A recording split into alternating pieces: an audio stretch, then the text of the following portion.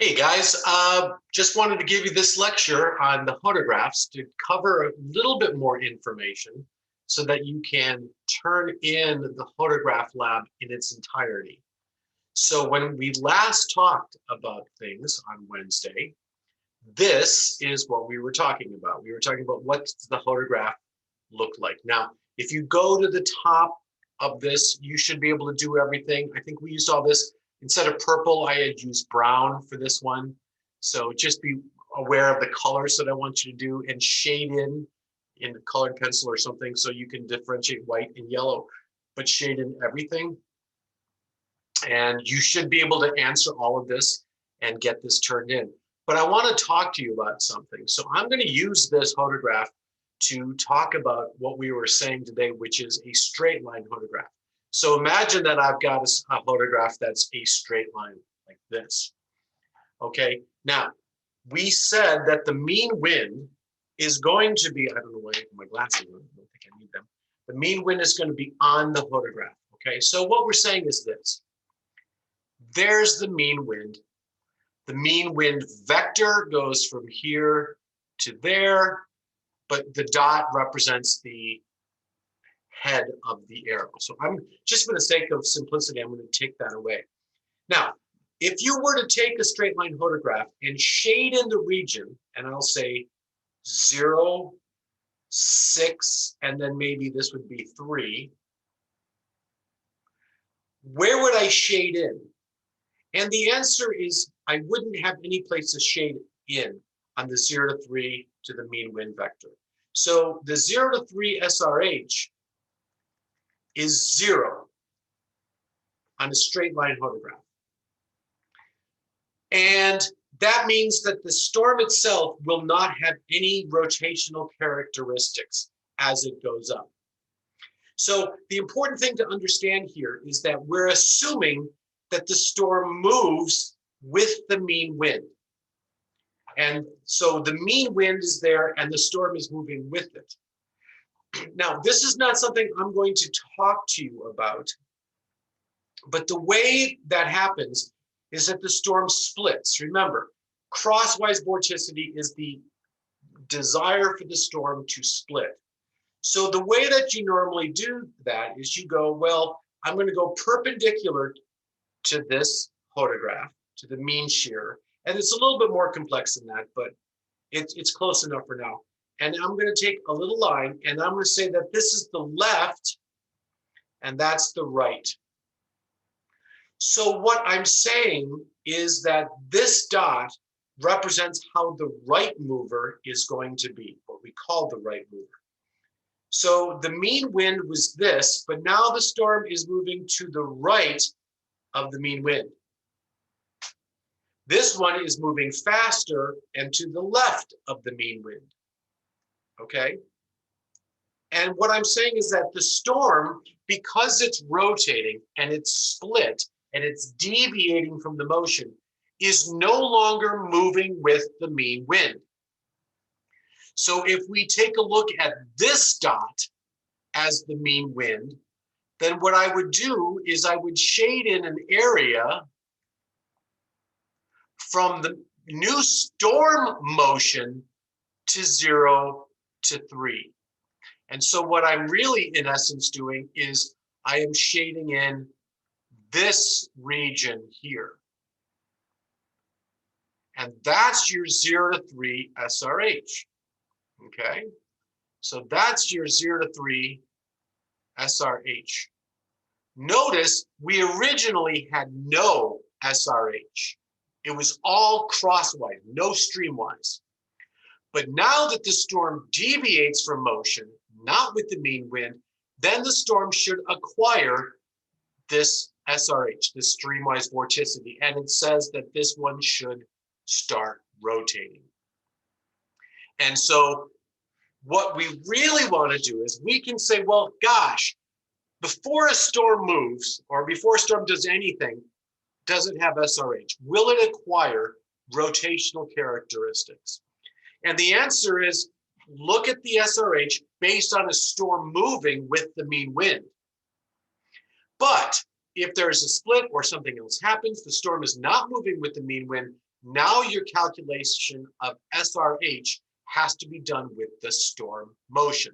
So what about this? What about this guy? What about the left mover? Well, I can look at the left mover and shade in the same thing. I can shade in this area. I'll use a little slightly different color. This. And this is the same amount as the yellow. The only difference is this is negative SRH. And if positive, and when I say SRH, I mean 0 to 3, it means that this storm will rotate cyclonically, and this storm would rotate anticyclonically. So negative SRH means it rotates the other direction.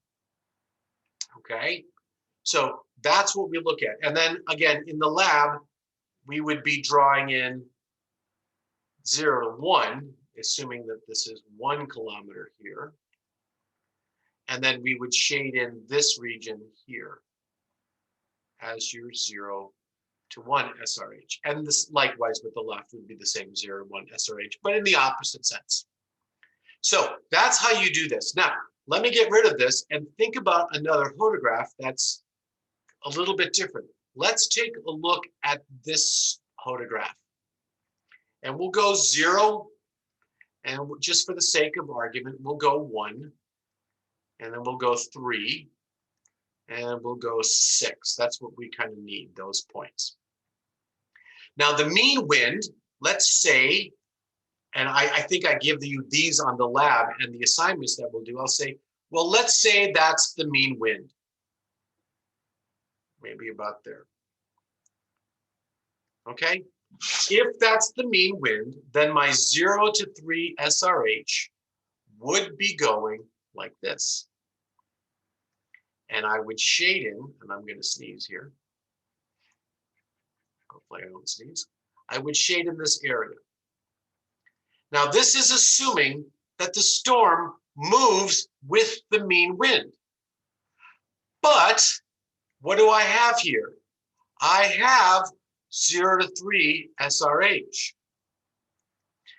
And if I have a storm moving this way,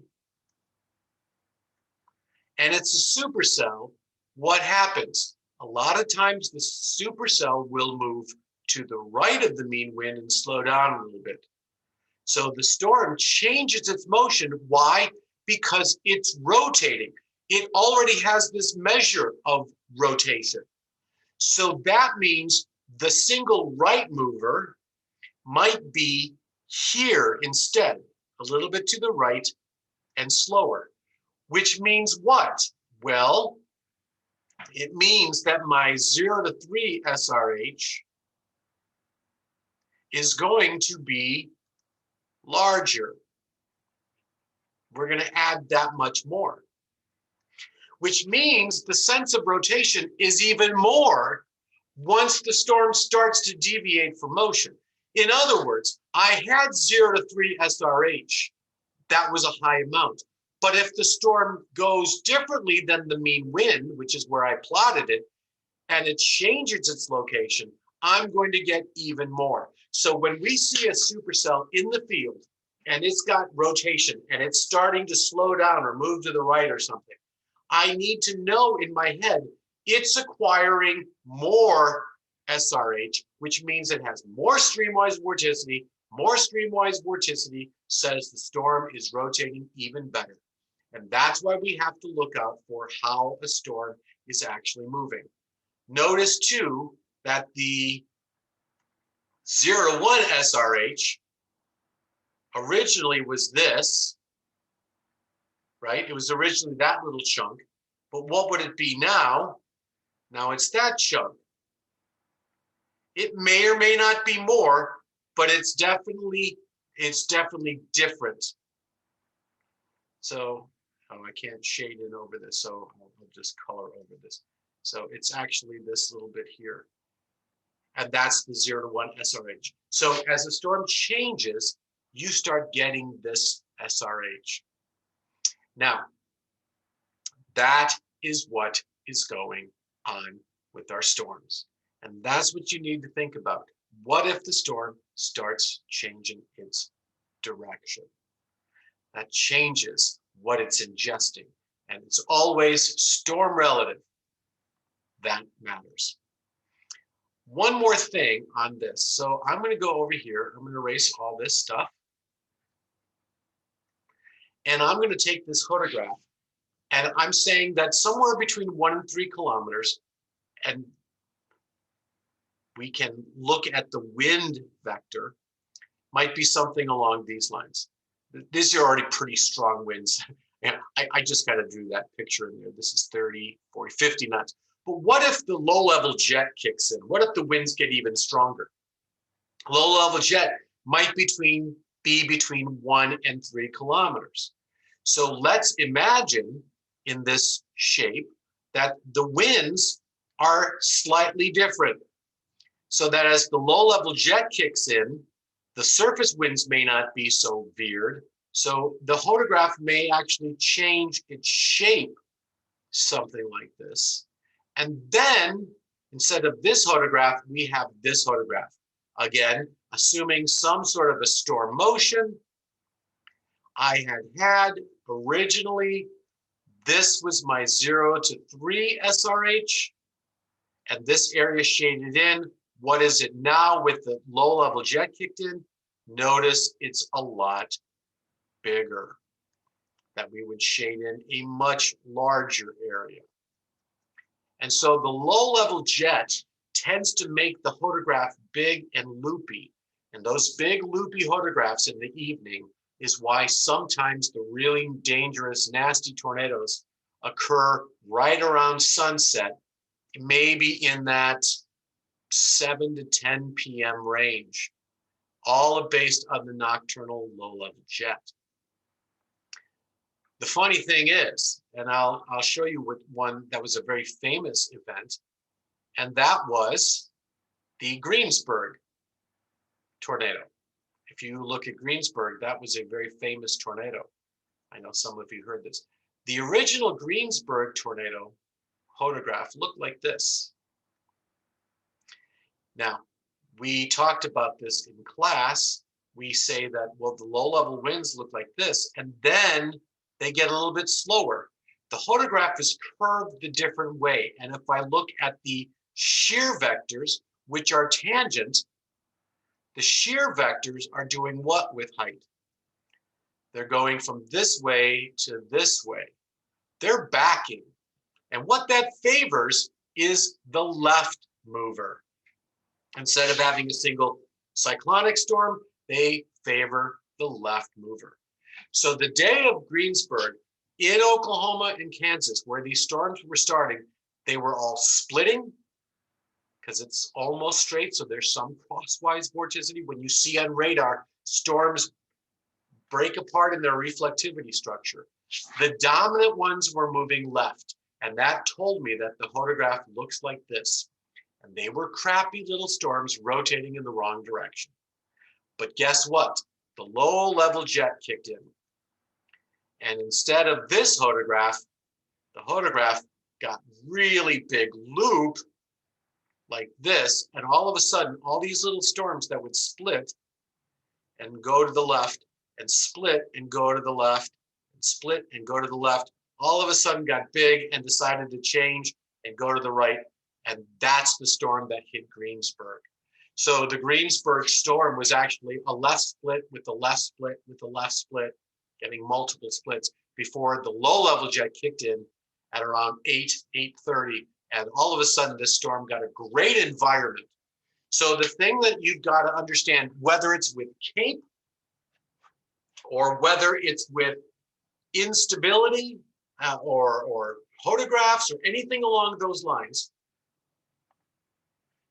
whenever I have a storm, I need to look at how the environment is changing and keep that in mind. So we say a storm starts with the mean wind, and then it can change. The environment is being modified by the storm. And that's why we're not perfect at forecasting these things, especially the big high-end events.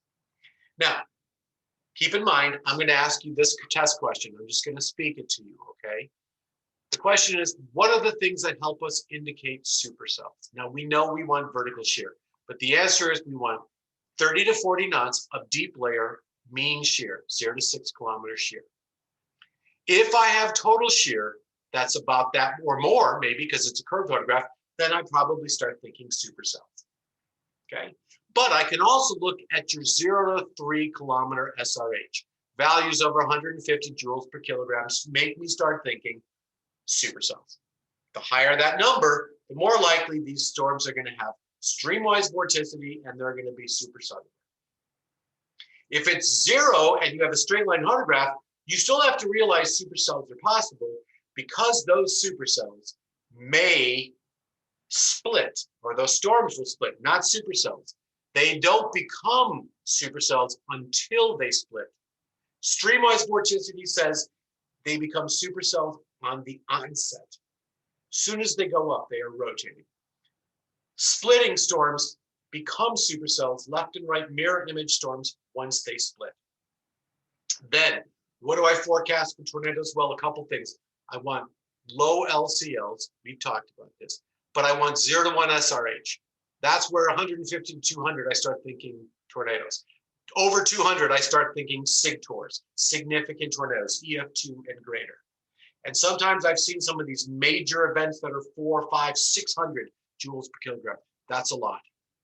Something else that needs to be discussed in the future and maybe added to for these parameters called significant tornadoes would be the low-level Cape, what we call the lowest 3 kilometers, because we need that vorticity to be stretched.